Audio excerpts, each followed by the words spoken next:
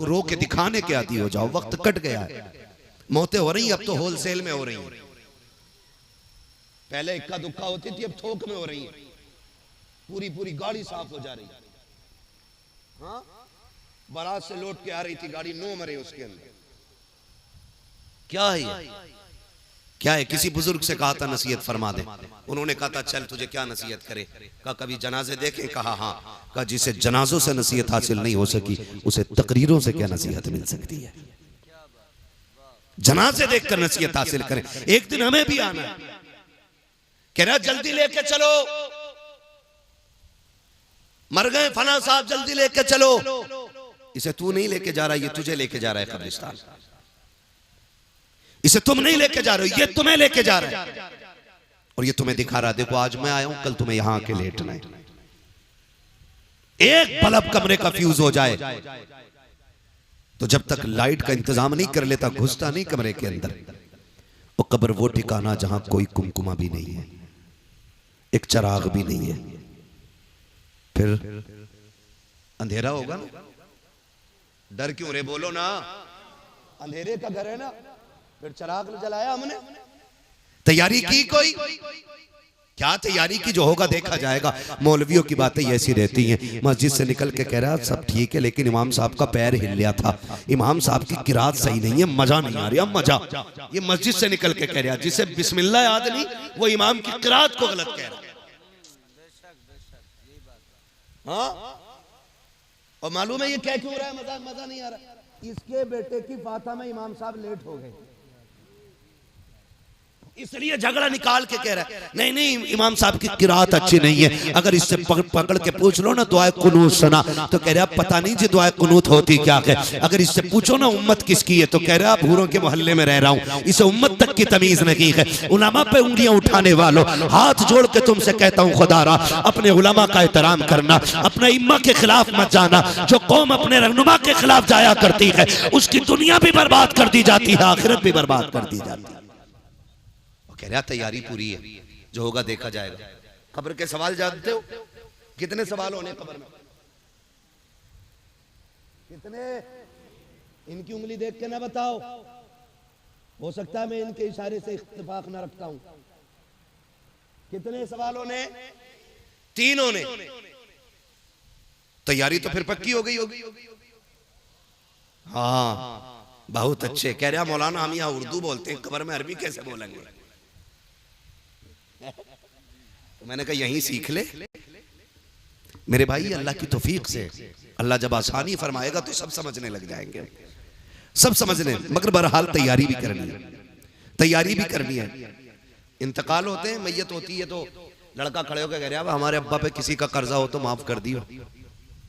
और लड़के को भी बता 3 बीघे हमारे अब्बा नीरी बेईमानी की जोत रहे। हाँ हक बात बताओ था लड़के को अब्बा बेईमानी की जोत रहे।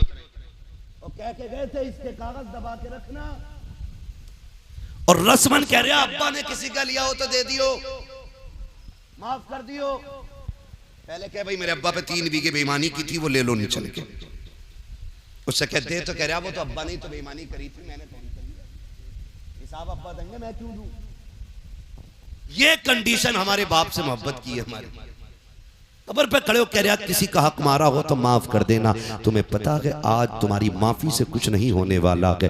आज तुम जितने चाहो हाथ जोड़ लो, अब किताब बंद हो गई है, अब इसका रजिस्टर बंद किया जा चुका है। अब तेरी माफी से क्या होने वाला है, ये फिक्र तो मरने वाले को मरने से पहले होनी चाहिए थी। आज बेटा खड़े होकर कह रहा मेरे बाप ने किसी का दिल दुखाया हो तो मेरे बाप की तरफ से मैं माफी मांग रहा हूँ। खुदा के वास्ते तुम्हें पता के जरा बताओ तो सही, जब तेरे बाप ने पैसे वाला था, नेता था, उसने गरीब के चौक में थप्पड़ मारा था, उसकी इज्जत तो मिट्टी में मिल गई थी। आज उस थप्पड़ का जवाब तू क्या दे सकता है? उस थप्पड़ की कीमत क्या तेरे तो जुमले हो जाएंगे? तेरे बाप ने कल गरीब को अपनी सफ से उठा के कहा था ये तेरे बैठने की जगह नहीं है। जब दावत में अमीर और गरीब जगह बैठ करके खा रहे थे, तेरे बाप ने गरीब की कलाई पकड़ के कहा था वो देख टाट बिछा हुआ के यहाँ कैसे आके बैठ गया। वो जो सिल्लत उठानी पड़ी थी गरीब को, क्या तेरे दो जुमले उस गरीब की इज्जत इज्जत के सौदे की भरपाई कर सकते हैं। आज जो रस्मन तुम कह रहे हो मेरे बाप से जो गलती हो गई है माफ कर दिया जाए, अब कुछ नहीं होने वाला है। मशीयत का नकीब आवाज दे के कह रहा है नादान खैरत कर खैरत कर, आज तेरी तौबा से कुछ नहीं होगा। इसको जीते जी गरीब से माफी मांगनी थी, इसको जीते जी गरीब को राजी करना था, जिस कमजोर को इसने सताया था उससे माफी मांगनी थी। अब माफी के दरवाजे बंद हैं, अब आ रहा है कब्र में, अब एक एक लम्हे का हिसाब लिया जाएगा, एक एक थप्पड़ का बदला लिया जाएगा। इसके सितम से जो गरीब रोया था एक एक आंसू का बदला लिया जाएगा। मालिक बता तो सकी कभी इसको जन्नत दी जाएगी, तब मशीयत का नकीब कहेगा इसको ताकत पे भरोसा था लेकिन गरीब को खुदा पे भरोसा था।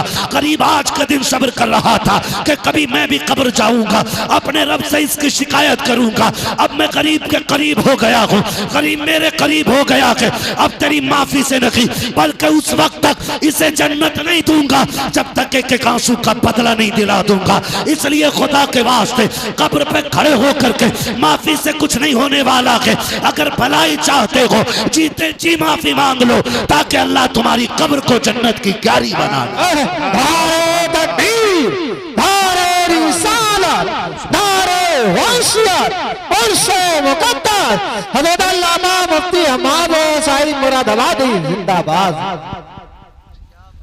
जो है। सारे लोग करेंगे इंशाल्लाह जीते जी। एक बात में हम बहनें भी बैठी हुई हैं, थोड़ी सी सुन लें। मैयत का वक्त आता ना, मरने के बाद मरवे के कपड़े खसोट लेती हैं, हाय जी माफ कर जाओ, मरने के बाद उसके कपड़े फाड़ रही है। जो गलती हो गई माफ कर दो मेरी बहन मेरी बेटी, अब तो वो मर चुका है, अब जितना चीखना चाहे चीख ले, कुछ नहीं होने वाला है। काश ये माफी तूने उसकी जिंदगी में मांग ली होती। शोहर से मरने के बाद माफी औरतें पकड़ के लाती हैं, पैर चूम ले। जिसने जिंदगी में कभी शोहर के हाथ नहीं चूमे, मरने के बाद पैर चूम रही, दम निकलने के बाद कह रही है माफ कर दिया जाए। मेरी बहन बेटी सुन, तू कितनी शर्फ वाली है तू जाने या खुदा जाने, लेकिन कायनात में एक बहुत बड़ी शर्फ वाली जात को सैयदा कायनात खातून जन्नत फातिमा ज़हरा कहा जाता है। मेरी बेटियों अपनी जिंदगी को जरा देखें और खातून जन्नत की जिंदगी को देखें। खातून जन्नत की वो जात है जिसने शोहर से पूरी जिंदगी कभी ऐसा सवाल नहीं किया जिसको लेकर के शोहर परेशान हो जाता। बेशक जब सैयदा कायनात के विसाल का वक्त आया ना, तो कहती है अली दो बातें सुन ले। हजरत अली ने कहा था क्या बात है? झोली फैला के कहा था अली आज फातिमा कुछ मांगना चाहती है। तब मौलाए कायनात ने कहा था खातून आज तक कुछ मांगा नहीं, मांग। झोली फैला के कहती हैं अली कोई गलती हो गई हो तो माफ कर दिया जाए। ये जुमले खातून के थे, जौजा के थे हजरत अली के, और आंसू हजरत अली के निकल आए। आप कहते हैं कैसी बात कर रही हो, जितने साल मेरे साथ गुजारे कभी शिकवा जबान पे नहीं आया, आज तक कोई दुख नहीं पहुंचा मुझे, किस चीज की माफी मांग रही हो? तो खातून जन्नत ने कहा अली हो सकता है कभी तुमने मुझे खाना बनाने का हुक्म दिया हो, मुझे बनाने में देर हो गई हो, कभी तुमने कपड़े उतार के धुलने को कहा और मुझे धुलने में देर हो गई हो। अली हो सकता है कोई काम का तुमने हुक्म दिया हो और मुझे करने में देर हो गई है, इसलिए अली आज मैं उसकी माफी चाहती हूँ। हजरत अली रो देते, कहते फातिमा तू माफी ना मांग, आज अली को माफ कर जा। कहा आप मेरे शौहर है, मेरे सरताज है, मुझे शर्मिंदा ना करें। कहा क्यों? मुझे डर लग रहा है कहीं ऐसा ना हो मुस्तफ़ा खड़े हो और खदीजतुल कुबरा भी हो और फातिमा तुम भी हो, कहीं ऐसा ना हो हुजूर मुझसे पकड़ के कहें मेरी बेटी फातिमा पूरी जिंदगी तेरे घर पेट भर के खाना ना खा सकी। अगर ये बात हुजूर ने कहती तो मैं क्या जवाब दूंगा? फातिमा तू बता, तू भी मुझसे राजी है कि नहीं? मैं अपनी बहनों बेटियों से कहना चाहूंगा, बहनों बेटियों जिंदगी 4 दिन की है, जवानी 30 साल की है, ये रंग बिरंगी जिंदगी के 30 साल है, इनको गुजरने में वक्त नहीं लगता है। इंतजाम अंजाम आखिर मौत है, ठिकाना आखिर कब्र है। मेरी बेटी ये 30 साल संभल के गुजार ले, सिर्फ 30 साल संभल के गुजार ले, और फिर शोहर के साथ साबिरा और शाकिरा होके कब्र में आ। तेरी कब्र पे अजान ना भी पड़ी जाएगी, अगर तू साबिरा बन के कब्र तक आएगी तो रोशनी का इंतजाम करके जन्नतुल बकी से खातून जन्नत फातिमा ज़हरा आ जाएगी। ये हर बेटी से मेरी गुजारिश है कि अपने शोहर का एहतराम करे। हर भाई से मेरी गुजारिश है जीते जी अपने भाइयों से माफी मांग लें। वरना ऐसा ना हो कि मौत आ जाए और हमें माफी मांगने का वक्त ना मिल सके। मैं अक्सर एक बात कहता हूँ, उजाले अपनी यादों के हमारे साथ रहने दो, न जाने किस गली में जिंदगी की शाम हो जाए। अल्लाह हमें हुजूर की जिंदगी के वो रोशनी अता करे कि जिस रोशनी में हम अपनी जिंदगी को हुजूर की जिंदगी की रोशनी के मुताबिक गुजारने की कोशिश करेंगे इंशाअल्लाह। माफ करेंगे एक दूसरे को इंशाअल्लाह, इंशाअल्लाह अच्छी रखेंगे इंशाअल्लाह, इंशाअल्लाह। अगर रिस्क में तंगी आएगी, ब्याज लोगे नहीं, रिश्वत लोगे नहीं, हराम लोगे नहीं, अगर तंगी आ जाए मुसल्ला लेंगे, मस्जिद की तरफ जाएंगे इंशाअल्लाह, इंशाअल्लाह। और जब दुनिया सोती होगी मुसल्ले बिछाएंगे और झोली फैला के कहेंगे या करीम या रज़ाक, तेरी चौखट पे आ गए भर दे झोली। खुदा की कसम एक बार मांगोगे अल्लाह 7 पुश्तों के रिज़्क़ का इंतज़ाम। सुभान अल्लाह, बेशक फरमाया गया या अय्युहल्लज़ीना आमनु उदखुलू फिस्सिल्मि काफ़ा, ईमान वालों पूरे पूरे इस्लाम में दाखिल हो जाओ। अल्लाह हमारी नस्लों को मसलक के आला हज़रत की रोशनी में ज़िंदगी गुजारने की तौफीक अता फरमाए और हमें हमारे बुजुर्गों के फयूज़ व बरक़ात से माला माल फरमाए। हम अपने मज़ारों पर इसी तरह उर्स करें कि महफिलें इनकी हों, तज़किरे मदीने वाले मुस्तफ़ा के होने चाहिए।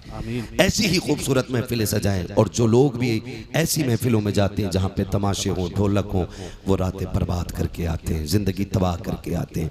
अल्लाह हमारे नौजवानों को अक्ल सलीम अता फरमाए और हमारे मज़ारों के सज्जादगान को इसी तरह की समझ और इसी तरह की सूझबूझ अता करे कि उनके मज़ारों पे दुनियावी तमाशे नहीं, मदीने वाले के जिक्र की महफिलें सजती रहें।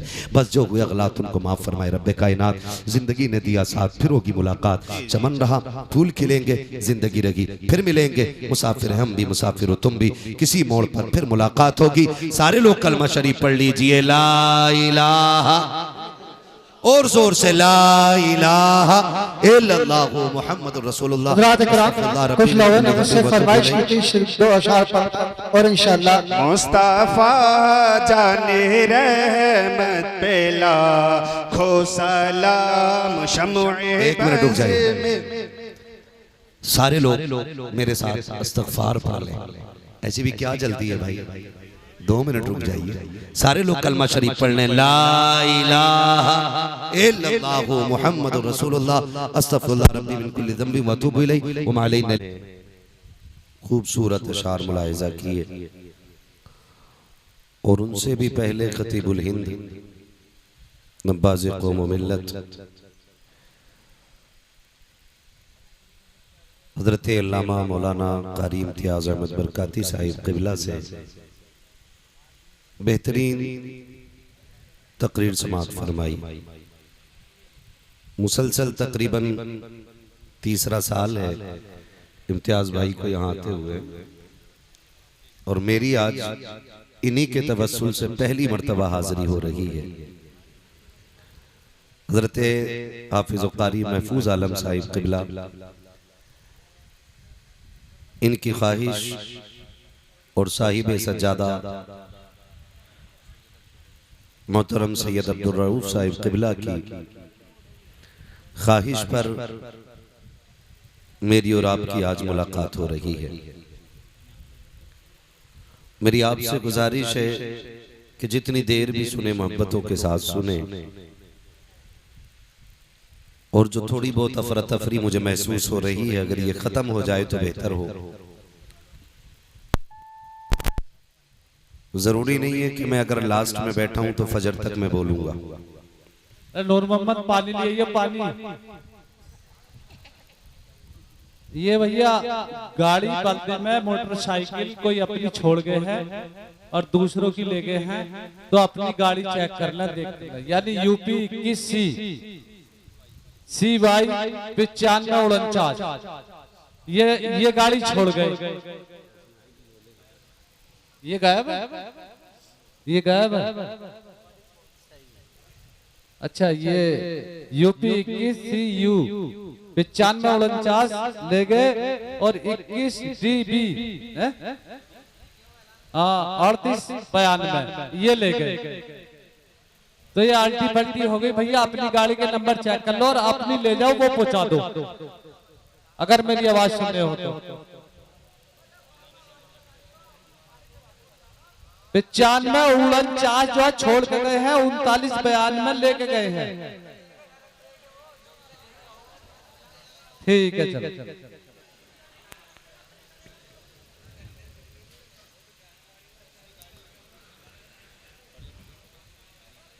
एक बार और दुरूद पाक पढ़ लीजिए, सल्लल्लाहु अलैहि नबी लंबी वाली सल्लल्लाहु तआला अलैहि वसल्लम,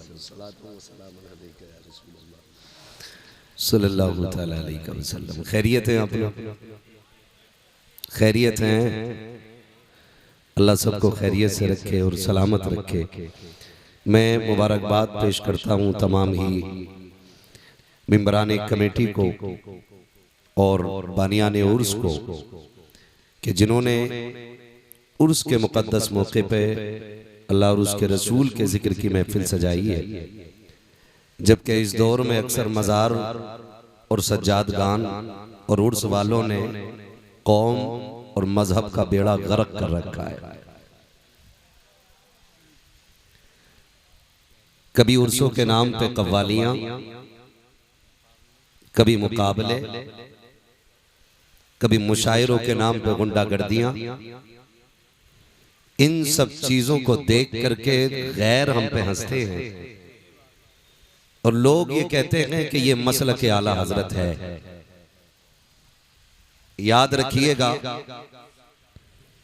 जिस तरह मुतल्लका औरत से मर्द का कोई ताल्लुक नहीं होता, वैसे ही इस तरह के बिगड़े हुए लोगों से मसलक आला हजरत का कोई ताल्लुक नहीं है। इसलिए कि मसलक आला हजरत ना तो गुंडागर्दी को आम करता है, ना बेहूदगी और बदतमीजी की इजाजत देता है। मसलक आला हजरत अगर आप तो लफ्जों में समझना चाहें तो मसलक आला हजरत ये है कि उन्हें जाना, उन्हें माना, न रखा गैर से काम, लिल्लाहिल हम्द में दुनिया से मुसलमान बने। सुभान अल्लाह, सुभान अल्लाह, बेशक। मैं मुबारकबाद पेश करता हूँ तमाम अराकीन कमेटी और हुजूर के इन तमाम दीवानों को जो रब रसूल की महफिल में आकर के बैठ गए और दुनिया को बता दिया कि वो नौजवान और होते हैं जो डांस और तमाशों में इकट्ठे होते हैं और जो महफिल में आके बैठते हैं वो हुजूर के गुलाम और हुआ करते हैं। खुदा सलामत रखे हुजूर साहिब सज्जादा को कि जिन्होंने दुनियावी रसूम। चचा, बूरा के लड्डू नहीं है जो बह जाएंगे, बैठे रहो। थोड़ी देर अगर भीगने की ताकत रहेगी तो बात कर ली जाएगी। भागेंगे तो नहीं डर के? कितने लोग भाग सकते हैं जरा बता दे? कोई नहीं जाएगा ना? जरा कह दे या रसूल अल्लाह, या रसूल अल्लाह। हाँ माशाल्लाह। अभी तक सुभान अल्लाह या रसूल अल्लाह कहने की वजह से कोई मरा नहीं है। कभी डर की वजह से आहिस्ता कह रहे हो। और बारिश अगर होने लग जाए तो समझ लो महफिल कबूल होने लग गई है। भाई हसन रजा बरेलवी साहब कबीला ने खड़े लोगों से बड़ी मन्नत और समाजत की। मैं नहीं कहूंगा कि आप बैठ जाइए, मैं इतना कहूंगा अगर खड़े होकर सुन रहे हैं तो सुने, लेकिन घर जाना ना तो अपने बाप के कदम चूमना और माँ के हाथ चूमना और कहना सबने बैठ के हुजूर की बातें सुनी थी। आपकी तरबियत का कमाल था कि मैंने खड़े होकर के मदीने वाले की बातें सुनी। वाह वाह वाह, सुभान अल्लाह। मर्जी है जिस तरह भी आप सुने सुन लें। तूफान नूह लाने से आखिर क्या फायदा, एक अश्क ही बहुत है अगर कुछ असर करे।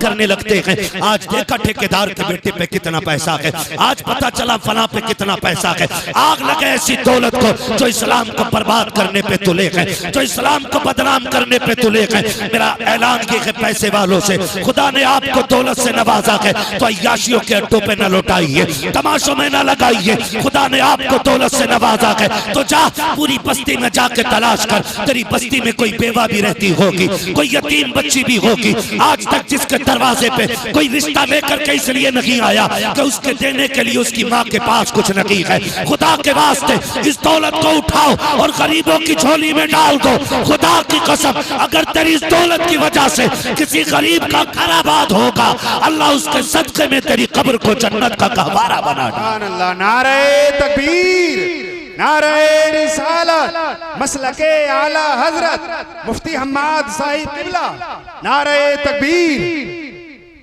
दिल के फपोले चल उठे सीने के दाग से, इस घर को आग लग गई घर के चराग से। नियत अच्छी करें हम और इतनी अच्छी नियत कर ले कि बस अगर कभी नियत भी बिगड़े, ख्याल आए उम्मती किसके हैं, बस इतना सोच लिया करो उम्मती किसके। क़यामत का दिन होगा, नफसी नफसी का आलम होगा, अमल तोड़े जा रहे होंगे। जो जहन्नम के लायक होंगे हुक्म होगा ले चलो जहन्नम में। जब जहन्नमियों को फरिश्ते खींच के ले जा रहे होंगे ना, तो कुछ फरिश्ते देख के रोने लगेंगे। तो वो जहन्नमी कहेगा जहन्नम में मैं जा रहा हूँ, तुम्हें दुख किस बात का है, मैं जा रहा हूँ। फरिश्ते कहेंगे तेरे जहन्नम में जाने न जाने से हम पे फर्क नहीं पड़ता, रोना इस बात पे आ रहा है किसकी उम्मत में पैदा हो के जहन्नम में जा रहा है। ये ख्याल रहना चाहिए उम्मती किसकी। और ये जरूरी नहीं है कि शरीयत सिर्फ उलमा पे लागू होती हो, सिर्फ उफ़ाज़ और कुर्रा पे लाजिम हो। शरीयत हर उस शख्स में लाजिम आती है कि जिसने मोहम्मद अरबी का कलमा पढ़ा है। बेशक बेशक। मैं ज्यादातर नौजवानों से गुजारिश करूंगा, खुदारा अगर दुनिया और आखिरत की कामयाबी चाहते हो तो नीयतें अच्छी कर लें, नीयतें अच्छी कर लें। नीयतें अच्छी होती है तो फिर खुदा की रहमतें साथ दिया करती है, खुदा की रहमतें साथ दिया करती है। और याद रखिएगा, अगर आज किसी से कहें भाई झूठ ना बोला करो, कहता मौलाना मुंह बंद रखो, झूठ ना बोले दुकान नहीं चलती है, बिजनेस ठप हो जाएगा, बच्चे भूखे मर जाएंगे। मैं सीधी बात कहता हूँ, रज़ाक दुकान नहीं है, रज़ाक अल्लाह है। रिज़्क़ कौन देता है? अल्लाह देता, अल्लाह देता, अल्लाह देता, अल्लाह देता। आज मोबाइल नीचे करके भाई डायरेक्ट सुन लो ना। आज जिसके पास मोबाइल है सारे निकाल के बैठ गए, मोबाइलों पे तो सुनते ही रहते हो, आज फेस टू फेस सुने। रिज़्क़ कौन देता है? अल्लाह देता, सारे बोले कौन? अल्लाह देता, रिज़्क़ कौन देता है? अल्लाह देता, राज़िक़ कौन है? अल्लाह है, जिंदगी का मालिक कौन? अल्लाह है, मौत का मालिक कौन? अल्लाह है, रिज़्क़ का मालिक कौन? अल्लाह है, कौन फाके रखेगा, कौन पेट भर के खाएगा, ये फैसले करने वाला कौन? अल्लाह है, सारे बोले कौन? अल्लाह है। जब रज़्ज़ाक़ अल्लाह है तो फिर अल्लाह की बारगाह में लो लगानी चाहिए। बेशक बेशक। झूठ पे उम्मीद क्यों, मक्कारी पे उम्मीद क्यों? आज हालात क्या ऐसे नहीं है, जिस दुकान पे चले जाओ जो तोल के बेच रहा है वो 900 ग्राम दे रहा है जी बेशक, और जो तोल के ले रहा है वो 1050 ग्राम ले रहा है। हक बात। ये हमारे तराजू की कंडीशन है। नापने पे आ जाओ, अगर नाप के बेच रहा है तो 90 सेंटीमीटर ले रहा है तो 10 सेंटीमीटर ज्यादा। बाट उठा के तोलने लग जाओ तो 1 किलो के बाट में 950 ग्राम। और अगर कोई अदद की बुनियाद पे बेच रहे, गलत नहीं कह रहा हूं, आमों का जमाना आने वाला है, आगे पीले पीले रखते हैं, पीछे काले पीले रखते हैं। आपने सामने से देखो बड़ा अच्छा आम है यार, ले ले, हाँ क्या रेट है? 80 रुपए किलो का दे, एक आगे से 3 नीचे से। अगर खरीदने वाले ना ऐसे नहीं दूंगा, कंडीशन ये कि नियतें बिगड़ गई। मुझे एक बात बताओ, मैं फिर खुल के ये बात कहना चाहता हूं, आज 1 बीघे में क्या क्विंटल नाज हो रहा है? बोले 3 क्विंटल 4 क्विंटल तक गेहूं लोग ले रहे हैं। ये कंडीशन है आज। चावल किसानी से ताल्लुक रखने वाले लोग हैं, डर क्यों रहो? धान क्या क्विंटल बीघे तक का हो जाता है? 3 क्विंटल 4 क्विंटल 5 क्विंटल तक हाथ उठाए, शुक्र है किसी ने 10 का नहीं उठाया है, वरना लोग सारी पहुंच जाते। बीज का नाम हमें भी बताते, ठीक है ना। 4 क्विंटल तक आज फसल ले रहे हैं। एक दौर वो था कि 3 बीघे में 1 क्विंटल नहीं निकलता था। बेशक हक बात। ये सफेद बालों वाले लोग बैठे ये बताएंगे कि जब 3 बीघे में 1 क्विंटल निकलता था तब किसी को फाके की शिकायत नहीं थी, तब किसी को तंगदस्ती का एहसास नहीं था। आज 4 क्विंटल बीघा निकल रहा है, जिससे भी मिलो दुआ करो हालात अच्छे नहीं है, दुआ करो हालात अच्छे नहीं है। आखिर हुआ क्या कि जब हमारी खेतियों के अंदर 1 क्विंटल 3 बीघे में होता था हम सुकून से रहा करते थे। जब से 4 क्विंटल बीघा होने लगा के हमारे घरों से सुकून क्यों उजड़ता जा रहा है, हमें कोई सुकून क्यों नहीं मिल रहा है। खुदा के वास्ते कभी गौर करना, वो लोग गरीब जरूर होते थे लेकिन नीयत के सच्चे लोग होते थे। किसी के 1 रुपए नहीं लाखों रुपए पे नीयतें खराब नहीं करते थे। पहले का दौर इतना खूबसूरत था कि सोना भी बड़ा होता था तो किसी की नीयत खराब नहीं होती थी। आज कंडीशन ये है मस्जिद में 100 का नोट गिर जाए फिर ढूंढने पे नहीं मिला करता है। आज मस्जिदें सलामत नहीं है, उनके दरवाजे सलामत नहीं है। आज की कंडीशन ये है अगर कोई ठंडे पानी का इंतजाम कर दे, गिलास रखते हैं हर दूसरे दिन गायब हो जाता है। मजबूरी के तहत जंजीर से बांध के रखना पड़ता है। मैं पूछना चाहता हूँ हमने किस नबी का कलमा पढ़ा है, हम कौन सी कौम कहलाते हैं। हमारी मस्जिदों के दरवाजे महफूज नहीं है, हमारे समरसेबिल महफूज नहीं है, हमारे मस्जिद के दरवाजों पे रखे हुए फ्रिज महफूज नहीं है। फिर किस मुंह से कहते हैं हम जन्नती है। याद रखिएगा जन्नत तेरे मेरे बाप की जागीर नहीं है। जन्नत उसे मिलेगी जिसे मुस्तफा अता करेंगे और मुस्तफा उसे अता करेंगे जो मुस्तफा के तरीके पे जिएगा। इसलिए बरेली से आवाज आती है आज ले उनकी पना, आज मदद मांग उनसे, कल न मानेंगे कयामत में अगर मांगे। वाह वाह, नारे तकबीर, नारे रिसालत, मसलके आला हजरत मुफ्ती हम्माद साहिब किबला, नारे तकबीर। वाह क्या बात है हजरत, बहुत खूब। इसलिए मेरे भाई नीयत अच्छी करें, नीयत अच्छी करें, अल्लाह बेहिसाब बरकत अता फरमाएगा। सबसे ज्यादा जरूरी है नीयत अच्छी करें। आज तो माफ कीजिएगा खेत में भी जागा तो ऐसे मैंड काट रहे हैं कसम से पता ही नहीं चलता कटी किधर से। कुछ तो जादूगर होते, पानी दिया फटाक से गिर गई। खेत में पानी लगने की देर है मैंड गिर जाती। और क्या दिखाइए भाई हमने फावड़ा कहाँ मारा, अब बताओ कहाँ मारा। पता चला मैंने एक बड़े जानकार बंदे से पूछा ये कैसे गिरती है, बताया ये नीचे नीचे से खाली कर लेते। नीचे पानी दिया फट से गिर गई वो, फिर इतना बढ़ गया 4 अंगल खेत, फिर 4 अंगल खेत। इसमें बरकत, इसमें बरकत नहीं होगी, बोले सारे इसमें बरकत नहीं होगी, नहीं होगी और होगी ही नहीं। इसलिए कि बरकतें देने वाला अल्लाह है ना। अगर ये सोचते हो ना कि मैंड से बच्चे पलेंगे, मैंड से बच्चे पलेंगे, तो अल्लाह उन्हें भी रिस्क देता है जो पत्थर के अंदर होते। बेशक कीड़ों को भी अल्लाह रिस्क अता फरमाता पत्थर के अंदर। तो क्या हमें रोजी नहीं दे सकता? जी दे सकता है कि नहीं दे सकता वो रोजी हमें भी दे सकता है। नीयत अच्छी नहीं हो, नीयत अच्छी हो तो खुदा की कसम फिर देखे इस्लाम आज भी आगे बढ़ता नजर आएगा।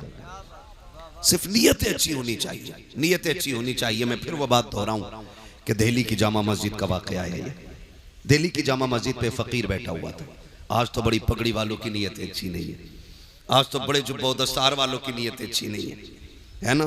फकीर था, जामा मस्जिद की दिल्ली की सीढ़ियों पे बैठा था।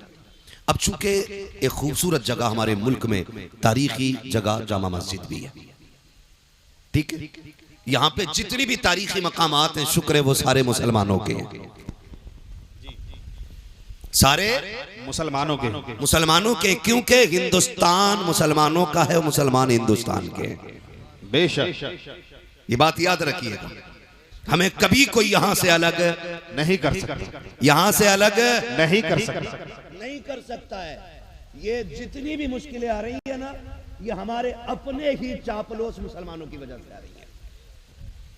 जी जो दलाल टाइप के मुसलमान है ना उनकी वजह से आज उम्मत पे परेशानी आ रही है। बेशक वरना डॉक्टर इकबाल ने कहा था टल न सकते थे अगर जंग में अड़ जाते थे, पैर शेरों के भी मैदान से उखड़ जाते थे।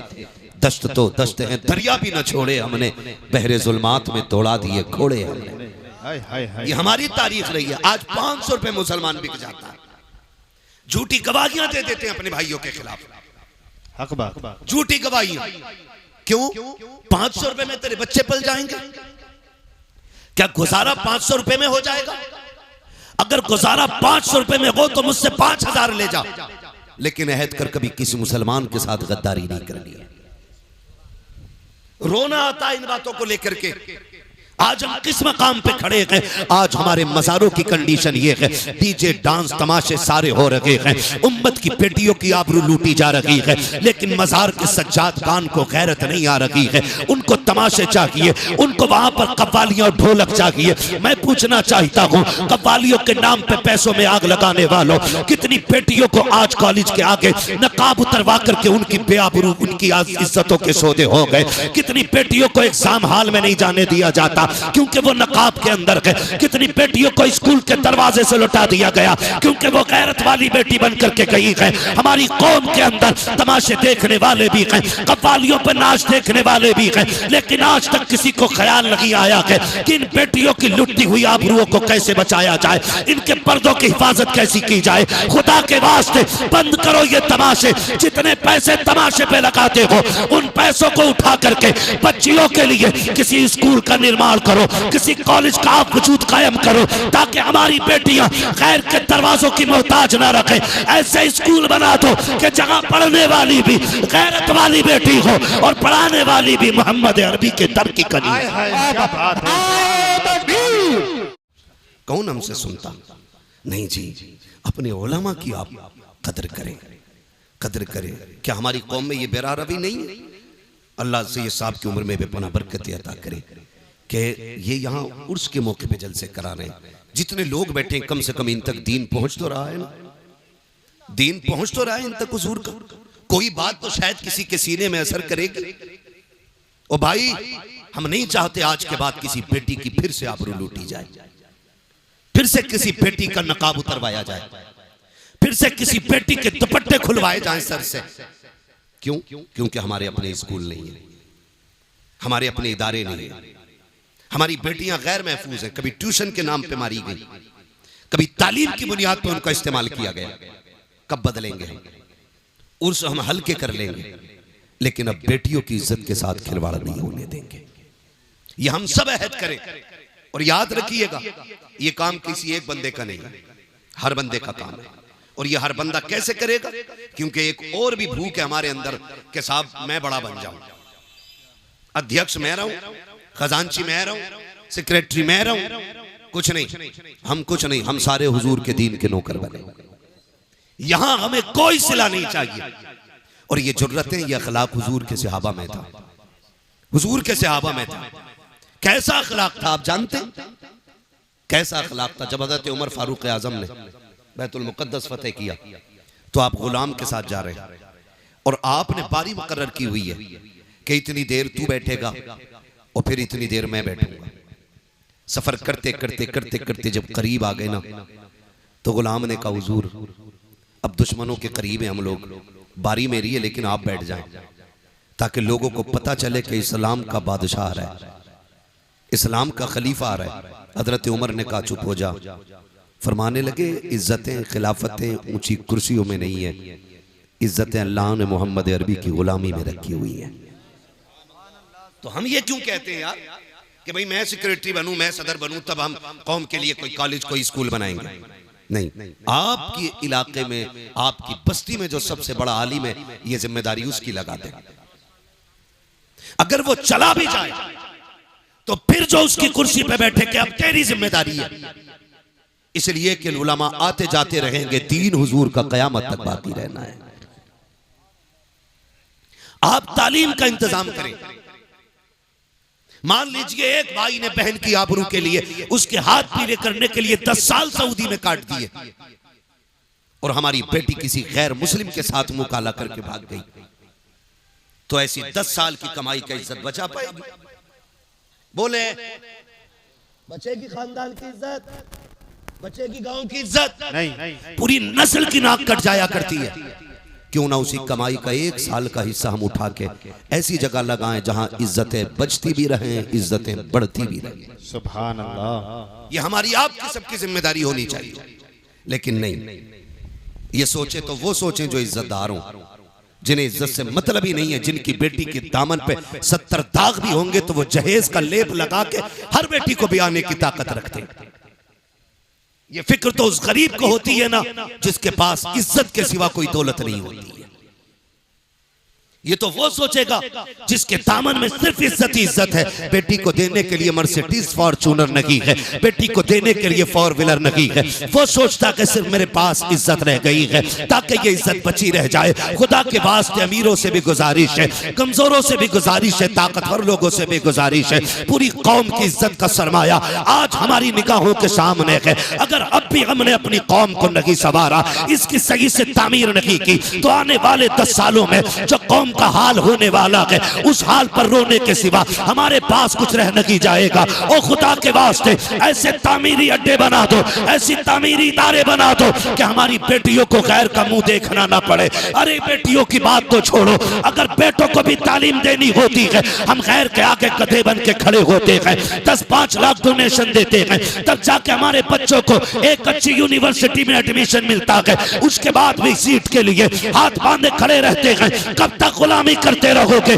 कब तक दूसरों के तलवे चाटते रहोगे? बंद करो ये तमाशों की महफिलें, आगाज करो तालीम के मयार इदारों का और ये जमाने को बता दो हम मोहम्मद अरबी के गुलाम हैं, ना कल किसी के मोहताज थे, ना आज किसी के मोहताज हैं। खुदा ने मुस्तफा के गुलामों को वो ताकत बख्शी है कि हम जब चाहे जहां चाहे वहीं से खड़े होकर के अपनी कौम की मयार का आगाज कर सकते। वाह वाह, नारे तकबीर, नारे रिसालत, मसलके आला हज़रत जिंदाबाद जिंदाबाद। तो याद रखें मुफ्ती साहब? दीन की जिम्मेदारी हर मुसलमान की है, मिंबर से लेके नीचे तक, पीर से लेके मुरीद तक, उस्ताद से लेके शागिर्द तक, बाप से लेके सलामत रहे, बाप से लेके बेटे तक, सब पे लाजिम है। और दीन की जिम्मेदारी सबको करनी चाहिए, पूरी कोशिश रहे। जिस जगह पे बैठे हो ना, मैं बड़े फख्र से कहता हूँ इस जमीन पे ना आज सिलसिले कादरिया, चिश्तिया, नक्शबंदिया, सुहरवर्दिया, चारों बड़े सिलसिलों का फैजान जारी हो सारी है। बेशक जिस जमीन पे आज बैठे हो, ये चारों बड़े सिलसिले आज यहाँ एक संगम बना हुए हैं। यहाँ पे कादरी सिलसिले का फैजान भी है, यहाँ नक्शबंदी का भी है, सोहरवर्दी का भी है, सिलसिले चिश्तिया का भी है, चारों सिलसिलों का फैजान जारी है। मैं आपसे एक बात कहूँ, आप अगर तारीख पढ़े ना, तारीख में बहुत बड़ा नाम सरकार मुजद्दिद अल-फैसानी का नाम है। समझ रहे मेरी बात? जी, मैं मुझे बात याद आ गई तो कह रहा हूँ, दीन की जिम्मेदारी हर बंदे की है। कौन? मुजद्दिद अल-फैसानी। जब अकबर जैसा मनहूस बंदा खड़े होकर के दीन इलाही की बुनियाद डालता है। और याद रखिएगा, दुनिया को बता दो और आप भी ईमान मजबूत कर लें कि यह इस्लाम है, लावारिस नहीं है। जब जरूरत पड़ेगी अल्लाह फिर से कोई सलाहुद्दीन अय्यूबी पैदा फरमाएगा, फिर से इसी इस्लाम के अंदर मुजद्दिद अल-फैसानी आएगा। आप देखना, ये दीन लावारिस नहीं रहना है। इस दीन पे मुस्तफा का बड़ा खास करम है। समझ रहे ना मेरी बात? तवज्जो है सारे लोगों की। पढ़े मुजद्दिद अल-फैसानी को। अकबर ने दीन इलाही की बुनियाद रखी, माअज़ल्लाह उसने जो रस्में पैदा कर दी थी, हद तो ये हो गई थी कि लफ्ज़ मोहम्मद नाम रखने पे पाबंदी लग गई थी। मोहम्मद नाम रखने तक पे पाबंदी लग गई थी। बहुत सारी बातें हैं, अगर फर्दन फर्दन जिक्र करूं बड़ा वक्त लगेगा। उस फिरफतन दौर में अल्लाह ने मुजद्दिद अल-फैसानी को पैदा फरमाया, जब किसी में जरूरत नहीं थी अकबर की आंखों में आंखें डालने की, तब मुजद्दिद अल-फैसानी ने आंखों में आंखें डाल के कहा था, खबरदार अपना मनहूस नजरिया उठा ले, इस जमीन के ऊपर अगर लगेगा तो मोहम्मद अरबी का दीन बाकी रहेगा। मोहम्मद अरबी का दीन बाकी रहेगा। ये मुजद्दिद अल-फैसानी नजरिया पेश किया। और जब आपने ये सख्ती पेश की, ये सख्ती पेश की मुजद्दिद अल-फैसानी ने, अकबर से कहा तेरा नहीं, यहाँ हुजूर का दीन बाकी रहना। और फिर दुनिया ने देखा, अकबर गया, जहांगीर आया, जहांगीर आया, अल्लाह अकबर, फिर वही नजरिए और वो उसको बढ़ाना चाहता था। तो फिर मुजद्दिद अल-फैसानी ने उसके खिलाफ जबान खोली, जेल डाला गया। जेल क्यों जानते हो? अकबर के दौरे खिलाफत में सजदे ताजीमी को उसने जायज कर दिया था, जबकि दीन में सजदे ताजीमी हराम है। ठीक है जी, इस उम्मत में सजदे ताजीमी बोले हराम है। आज जो पीर सजदे करवाते हैं ये खुल्लम खुल्ला हराम कर रहे हैं। और अगर इबादत का नजरिया हो तो फिर कुफ्र है। तो उसने सजदे ताज़ीमी की इजाजत दे रखी थी। मुजद्दिद अल-फ़सानी ने कहा नहीं हो सकता है, हम सजदा सिर्फ अल्लाह को करते हैं, बेशक बाकी किसी को सजदा नहीं करते। उसने कहा यार इसका एक बार सर झुक जाए, थोड़ा ही झुकवा दो, फिर कौम के लिए दलील बन जाएगा कि मुजद्दिद अल-फ़सानी ने सजदा कर लिया। कहा मैं बताऊं एक तरकीब? कहा उसने कहा चौखट छोटी कर दो, जब आएंगे ना शेख अहमद फारूक सरहंदी तो फिर गर्दन झुका के आएंगे और इतना ही काफी हो जाएगा। लेकिन दीवाने की नजरों को जहां देख रहा है, दीवाना खुदा जाने कहां देख रहा है। चौखट छोटी कर दी गई। मुजद्दिद अल-फ़सानी समझ गए कि ये चौखट छोटी क्यों हुई है। अल्लाह वाले भी अल्लाह वाले होते, लोग पहले सर बढ़ाते तो झुकना पड़ता, आपने पहले पैर बढ़ाए, सर सीधा रखा, अंदर आ गए। उसने देखा लो सर फिर भी नहीं झुका, उसे आया गुस्सा, उसने कहा जेल में डाल दो। किधर डाल दो? जेल में। किधर? जेल में। आज लोग कहते ना ना सच की बात न करना, जेल हो जाएगी।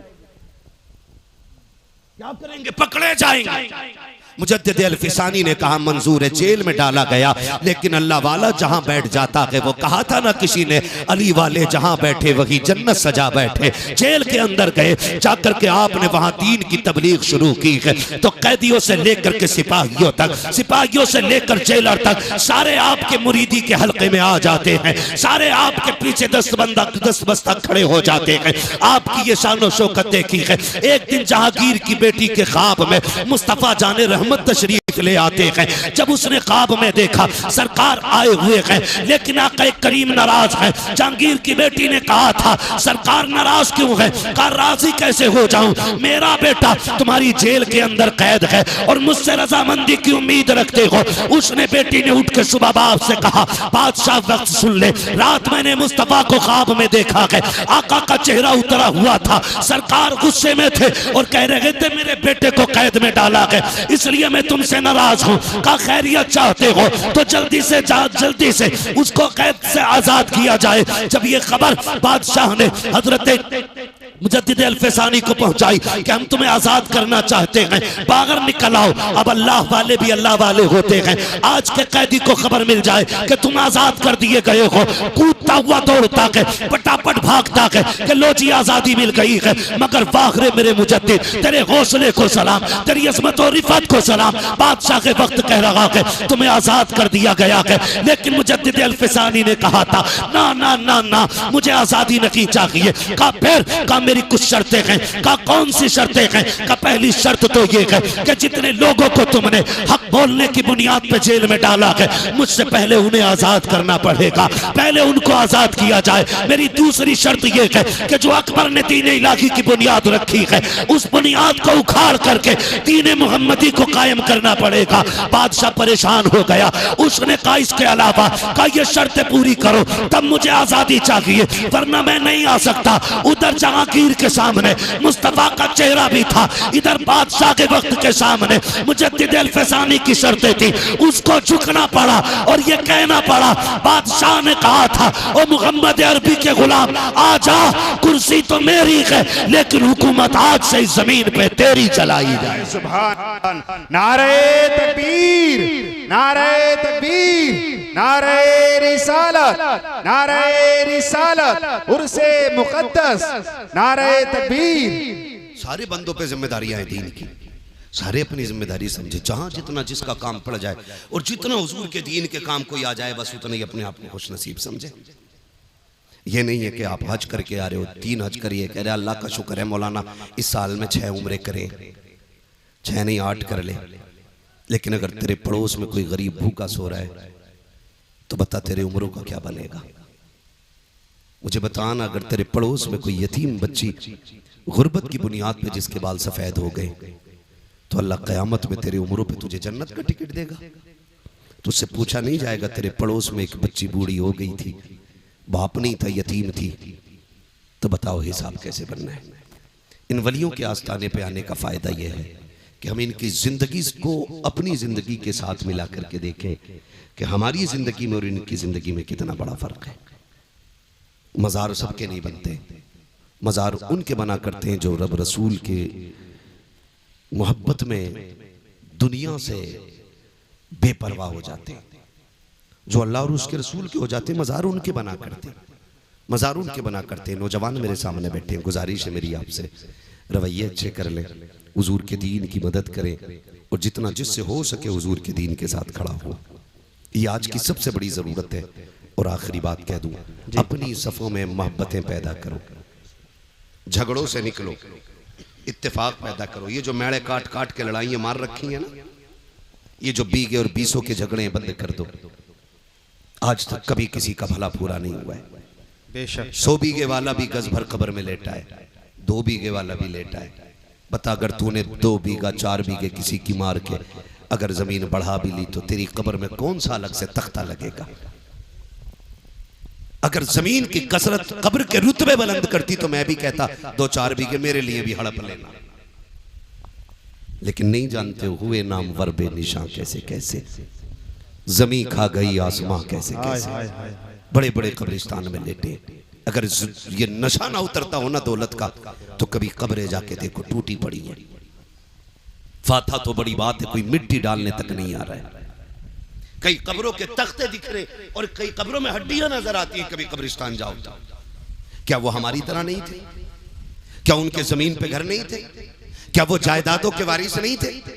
क्या उनके पास जमीन और पैसे नहीं थे? सब था, लेकिन कब तक? जब तक सांस नहीं रुकी है।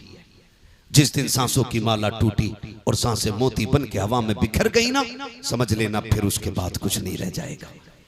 खाली हाथ आए थे, खाली हाथ जाएंगे, खाली हाथ जाएंगे। जाना है तो फिर नियत ये करो, दौलत भले कम हो लेकिन नेकी ज्यादा होनी चाहिए। करेंगे इंशाल्लाह। दौलत भले कम हो लेकिन नेकी ज्यादा रखिएगा।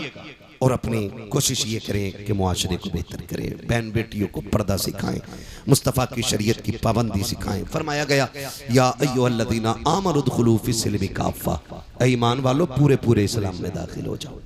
हमारा ज़ाहिर और बातिन इस्लाम जैसा होना चाहिए, मोहम्मद अरबी के जैसा होना चाहिए।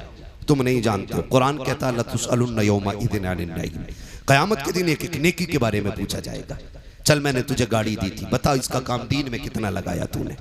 मैंने तुझे साइकिल दी थी, इससे दीन का कितना काम किया तूने। मैंने तुझे बंगला दिया था, मैंने तुझे इमारतें दी थी, मैंने तुझे करोड़पति बनाया था, बता क्या किया तूने दीन के लिए। फिर हिसाब लगाना है, कितना पैसा तमाशे पे लगा के आए, कितना पैसा ढोल धमाकों पे लगा के आए, कितना पैसा रब के कुरान के लिए लगाया गया, कितना पैसा दीन के लिए लगाया गया। एक एक रत्ती रत्ती का हिसाब होना है। सारे फिर तैयारी करें अपनी अपनी। और इन बुजुर्गों से चूंकि हमारे पुराने रिश्ते रहे हैं, इसलिए कि अल्लाह ने वली अहले सुन्नत में पैदा किए गए और अहले सुन्नत ही के अंदर अल्लाह ने अल्लाह वाले अता किए गए। ये याद रखिएगा, इनसे हमें जुड़े रहना है और जुड़ने के साथ साथ इनकी जिंदगी पे फोकस करना है कि ये वली कैसे बने। क्या बेटे की शादी पे डीजे बजवाया था या बारात को खड़े होकर खाने खिलवाते थे? ये इनके मजार से आवाज आएगी बकलूल, विलायत डांस करने से नहीं मिलती है। विलायत रब रात को रब की बारगाह में मुसल्ले पे खड़े होकर आंसू बहाने से मिला करती है। दिन में रोजे रखने से विलायत मिलती है, कुरान पढ़ने से विलायत मिलती है। ये सारी चीजें वो तब अल्लाह वली बनाया करता है।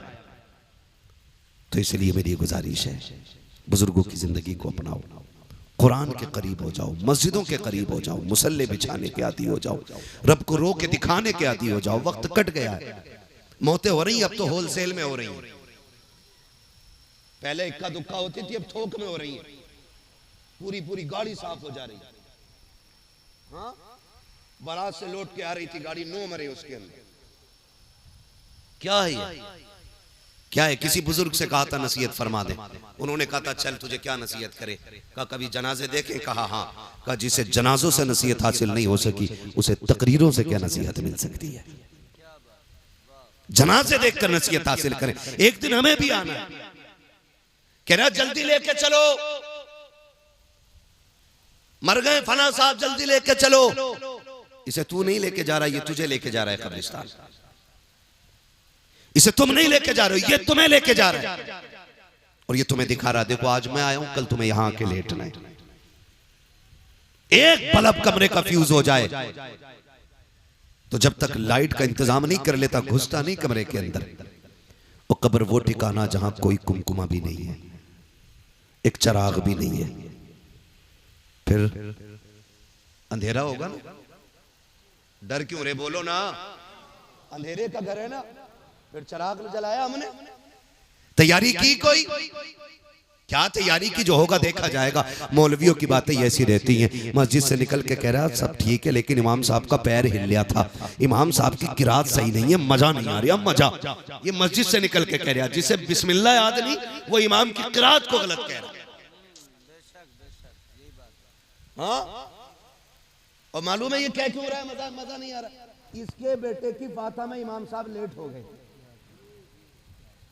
इसलिए झगड़ा निकाल के कह रहा है नहीं नहीं इमाम साहब की किरात अच्छी नहीं है। अगर इससे पकड़ के पूछ लो ना दुआए कुनूत सुना, तो कह रहा पता नहीं जी दुआए कुनूत होती क्या है। अगर इससे पूछो ना उम्मत किसकी है, तो कह रहा भूरों के मोहल्ले में रह रहा हूँ, इसे उम्मत तक की तमीज नहीं है। उलमा पे उंगलियां उठाने वालों, हाथ जोड़ के तुमसे कहता हूँ खुदारा अपने उलमा का एहतराम करना, अपने इम्मा के खिलाफ मत जाना। जो कौम अपने रहनुमा के खिलाफ जाया करती है उसकी दुनिया भी बर्बाद कर दी जाती है, आखिरत भी बर्बाद कर दी जाती है। कह रहा तैयारी पूरी है, जो होगा देखा जाएगा। कब्र के सवाल जानते हो? कितने सवाल होने कब्र में? कितने? इनकी उंगली देख के ना बताओ, हो सकता है मैं इनके इशारे से इत्तेफाक ना रखता हूं। कितने सवालों ने? 3 होने। तैयारी तो फिर पक्की हो गई होगी। हाँ बहुत अच्छे। कह रहा मौलाना हम यहाँ उर्दू बोलते हैं, कब्र में अरबी कैसे बोलेंगे? तो मैंने कहा यहीं सीख ले मेरे भाई। अल्लाह की तौफीक से अल्लाह जब आसानी फरमाएगा तो सब समझने लग जाएंगे, सब समझने। मगर बहरहाल तैयारी भी करनी है, तैयारी भी करनी है। इंतकाल होते हैं, मैयत होती है, तो लड़का खड़े होकर कह रहा है हमारे अब्बा पे किसी का कर्जा हो तो माफ कर दियो। और लड़के को भी बता 3 बीघे हमारे अब्बा नीरी बेईमानी की जोत रहे। हाँ हक बात। बताओ ता लड़के को अब्बा बेईमानी की जोत रहे। और कह के गए थे इसके कागज दबा के रखना। और रस्मन कह रहा अब्बा ने किसी का लिया हो तो दे दियो, माफ कर दियो। पहले कह भाई मेरे अब्बा पे 3 बीघे बेईमानी की थी, वो ले लो नहीं चल के। उससे कहते हैं तो कह रहा वो तो अब्बा ने तो बेईमानी करी थी, मैंने कौन करी है, हिसाब अब्बा देंगे, मैं क्यों दूं? ये कंडीशन हमारे बाप से मोहब्बत की है हमारी। कब्र पे खड़े हो कह रहा किसी का हक मारा हो तो माफ कर देना। तुम्हें पता है आज तुम्हारी माफी से कुछ नहीं होने वाला है। आज तुम जितने चाहो हाथ जोड़ लो, अब किताब बंद हो गई है, अब इसका रजिस्टर बंद किया जा चुका है। अब तेरी माफी से क्या होने वाला है, ये फिक्र तो मरने वाले को मरने से पहले होनी चाहिए थी। आज बेटा खड़े होकर कह रहा मेरे बाप ने किसी का दिल दुखाया हो तो मेरे बाप की तरफ से मैं माफी मांग रहा हूँ। खुदा के वास्ते तुम्हें पता है, जरा बताओ तो सही, जब तेरे बाप ने पैसे वाला था, नेता था, उसने गरीब के चौक में थप्पड़ मारा था, उसकी इज्जत तो मिट्टी में मिल गई थी। आज उस थप्पड़ का जवाब तू क्या दे सकता है? उस थप्पड़ की कीमत क्या तेरे तो जुमले हो जाएंगे? तेरे बाप ने कल गरीब को अपनी सफ से उठा के कहा था ये तेरे बैठने की जगह नहीं है। जब दावत में अमीर और गरीब जगह बैठ करके खा रहे थे, तेरे बाप ने गरीब की कलाई पकड़ के कहा था वो देख टाट बिछा हुआ के यहाँ कैसे आके बैठ गया। वो जो सिल्लत उठानी पड़ी थी गरीब को, क्या तेरे दो जुमले उस गरीब की इज्जत के सौदे की भरपाई कर सकते हैं? आज जो रस्मन तुम कह रहे हो मेरे बाप से जो गलती हो गई है माफ कर दिया जाए, अब कुछ नहीं होने वाला है। मशीयत का नकीब आवाज दे के कह रहा है नादान खैरत कर, खैरत कर, आज तेरी तौबा से कुछ नहीं होगा। इसको जीते जी गरीब से माफी मांगनी थी, इसको जीते जी गरीब को राजी करना था, जिस कमजोर को इसने सताया था उससे माफी मांगनी थी। अब माफी के दरवाजे बंद हैं, अब आ रहा है कब्र में, अब एक एक लम्हे का हिसाब लिया जाएगा, एक एक थप्पड़ का बदला लिया जाएगा। इसके सितम से जो गरीब रोया था एक एक आंसू का बदला लिया जाएगा। मालिक बता तो सकी कभी इसको जन्नत दी जाएगी? तब मशीयत का नकीब कहेगा इसको ताकत पे भरोसा था लेकिन गरीब को खुदा पे भरोसा था। गरीब आज का दिन सब्र कर रहा था कि कभी मैं भी कब्र जाऊंगा, अपने रब से इसकी शिकायत करूंगा। अब मैं गरीब के करीब हो गया हूँ, गरीब मेरे करीब हो गया है। अब तेरी माफी से नहीं बल्कि उस वक्त तक इसे जन्नत नहीं दूंगा दूंगा जब तक एक आंसू का बदला नहीं दिला दूंगा। इसलिए खुदा के वास्ते कब्र पे खड़े होकर के माफी से कुछ नहीं होने वाला है। अगर भलाई चाहते हो जीते जी माफी मांग लो ताकि अल्लाह तुम्हारी कब्र को जन्नत की क्यारी बना दे। नारे तकबीर, नारे रिसालत, नारे वंशियत और से मुकद्दस हज़रत अल्लामा मुफ्ती हम्माद साहिब मुरादाबादी जिंदाबाद। वजह है सारे लोग करेंगे इंशाल्लाह जीते जी। एक बात में हम बहनें भी बैठी हुई हैं, थोड़ी सी सुन लें। मैयत का वक्त आता ना, मरने के बाद मरवे के कपड़े खसोट लेती हैं। हाय जी माफ कर जाओ, मरने के बाद उसके कपड़े फाड़ रही है। जो गलती हो गई माफ कर दो मेरी बहन मेरी बेटी, अब तो वो मर चुका है। अब जितना चीखना चाहे चीख ले, कुछ नहीं होने वाला है। काश ये माफी तूने उसकी जिंदगी में मांग ली होती। शोहर से मरने के बाद माफी औरतें पकड़ के लाती हैं, पैर चूम ले। जिसने जिंदगी में कभी शोहर के हाथ नहीं चूमे, मरने के बाद पैर चूम रही, दम निकलने के बाद कह रही है माफ कर दिया जाए। मेरी बहन बेटी सुन, तू कितनी शर्फ वाली है तू जाने या खुदा जाने, लेकिन कायनात में एक बहुत बड़ी शर्फ वाली जात को सैयदा कायनात खातून जन्नत फातिमा ज़हरा कहा जाता है। मेरी बेटियों अपनी जिंदगी को जरा देखें और खातून जन्नत की जिंदगी को देखें। खातून जन्नत की वो जात है जिसने शोहर से पूरी जिंदगी कभी ऐसा सवाल नहीं किया जिसको लेकर के शोहर परेशान हो जाता। बेशक जब सैयदा कायनात के विसाल का वक्त आया ना, तो कहती अली दो बातें सुन ले। हजरत अली ने कहा था क्या बात है? झोली फैला के कहा था अली आज फातिमा कुछ मांगना चाहती है। तब मौलाए कायनात ने कहा था खातून आज तक कुछ मांगा नहीं, मांग। झोली फैला के कहती अली कोई गलती हो गई हो तो माफ कर दिया जाए। ये जुमले खातून के थे, जौजा के थे हजरत अली के, और आंसू हजरत अली के निकल आए। आप कहते हैं कैसी बात कर रही हो, जितने साल मेरे साथ गुजारे कभी शिकवा जबान पे नहीं आया, आज तक कोई दुख नहीं पहुंचा मुझे, किस चीज की माफी मांग रही हो? तो खातून जन्नत ने कहा अली हो सकता है कभी तुमने मुझे खाना बनाने का हुक्म दिया हो, मुझे बनाने में देर हो गई हो। कभी तुमने कपड़े उतार के धुलने को कहा और मुझे धुलने में देर हो गई हो। अली हो सकता है कोई काम का तुमने हुक्म दिया हो और मुझे करने में देर हो गई है, इसलिए अली आज मैं उसकी माफी चाहती हूँ। हजरत अली रो देते, कहते फातिमा तू माफी ना मांग, आज अली को माफ कर जा। कहा फातिमा आप मेरे शौहर है, मेरे सरताज है, मुझे शर्मिंदा ना करें। कहा क्यों? मुझे डर लग रहा है कहीं ऐसा ना हो मुस्तफ़ा खड़े हो और खदीजतुल कुबरा भी हो और फातिमा तुम भी हो, कहीं ऐसा ना हो हुजूर मुझसे पकड़ के कहें मेरी बेटी फातिमा पूरी जिंदगी तेरे घर पेट भर के खाना ना खा सकी। अगर ये बात हुजूर ने कहती तो मैं क्या जवाब दूंगा? फातिमा तू बता, तू भी मुझसे राजी है कि नहीं? मैं अपनी बहनों बेटियों से कहना चाहूंगा, बहनों बेटियों जिंदगी 4 दिन की है, जवानी 30 साल की है, ये रंग बिरंगी जिंदगी के 30 साल है, इनको गुजरने में वक्त नहीं लगता है। इंतजाम अंजाम आखिर मौत है, ठिकाना आखिर कब्र है। मेरी बेटी ये 30 साल संभल के गुजार ले, सिर्फ 30 साल संभल के गुजार ले, और फिर शोहर के साथ साबिरा और शाकिरा होके कब्र में आ। तेरी कब्र पे अजान ना भी पड़ी जाएगी, अगर तू साबिरा बन के कब्र तक आएगी तो रोशनी का इंतजाम करके जन्नतुल बकी से खातून जन्नत फातिमा ज़हरा आ जाएगी। ये हर बेटी से मेरी गुजारिश है कि अपने शोहर का एहतराम करे। हर भाई से मेरी गुजारिश है जीते जी अपने भाइयों से माफी मांग लें, वरना ऐसा ना हो कि मौत आ जाए और हमें माफी मांगने का वक्त ना मिल सके। मैं अक्सर एक बात कहता हूँ, उजाले अपनी यादों के हमारे साथ रहने दो, न जाने किस गली में जिंदगी की शाम हो जाए।